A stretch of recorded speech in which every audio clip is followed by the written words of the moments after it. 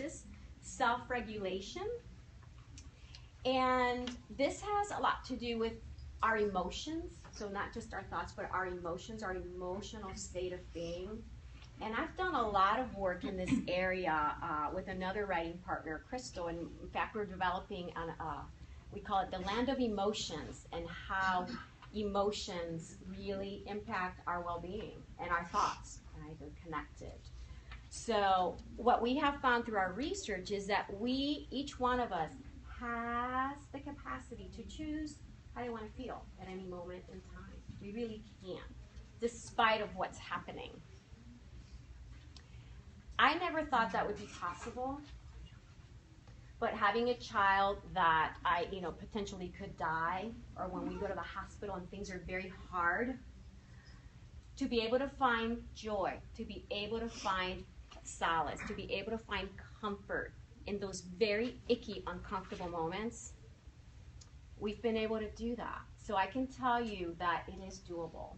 And any of you that have had a lot of grief or any difficult circumstances and have practiced this, you know that it is available to each of us.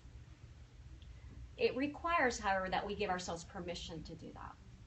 Right? Sometimes we feel unworthy, or, I'm supposed to be sad because my daughter is in the hospital.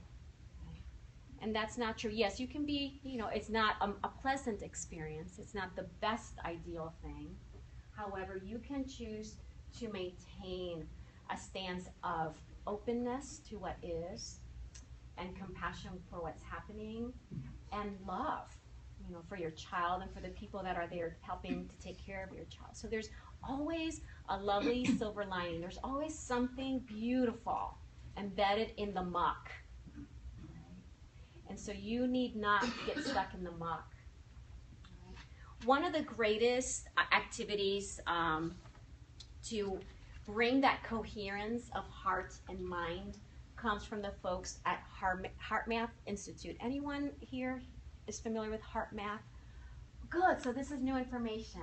Awesome. So heartmath.org, you definitely want to check them out. It's on the handout that I'm referencing here. And they have something called the Quick Coherence Technique. Yes? Excuse me, ma'am. Heart math or heart math? I'm sorry, my ears are a little... M-A-T-H. Thank you so much. Yes, math. Thank you. Heartmath.org. And when we are feeling icky is because we're thinking we need to be feeling icky. And so to bring ourselves into literal coherence just takes a tiny little bit of a shift. All right, so I'm going to take you through what that is.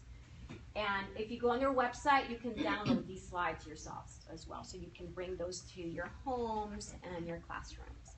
So it's 2 steps. It's so simple. Step 1, heart-focused breathing. Imagine your breath flowing in and out through your heart or your chest area. Instead of up here, just bring your awareness down to the center of your chest, to your heart, and focus it there. And do that for a few breaths. Then once you are in that good space and you are there in your heart, activate a positive feeling. What do we mean by activate a positive feeling? Well, think of something lovely. Think of your pet.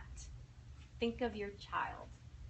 Think maybe of your favorite vacation spot. The things that when you think about it makes you smile, right? And you go, oh. And stay with that for a few more breaths. And that right there shifts your energy. It doesn't last forever, but it does shift your energy.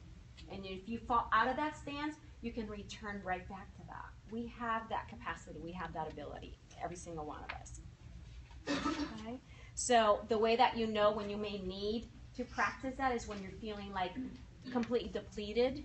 You have lots of energy leaking out of you, and you're just feeling like, it's a nice grounding activity. There's lots and lots of other activities, but I think this one is really quick and really good. All right, so that is for self-regulation.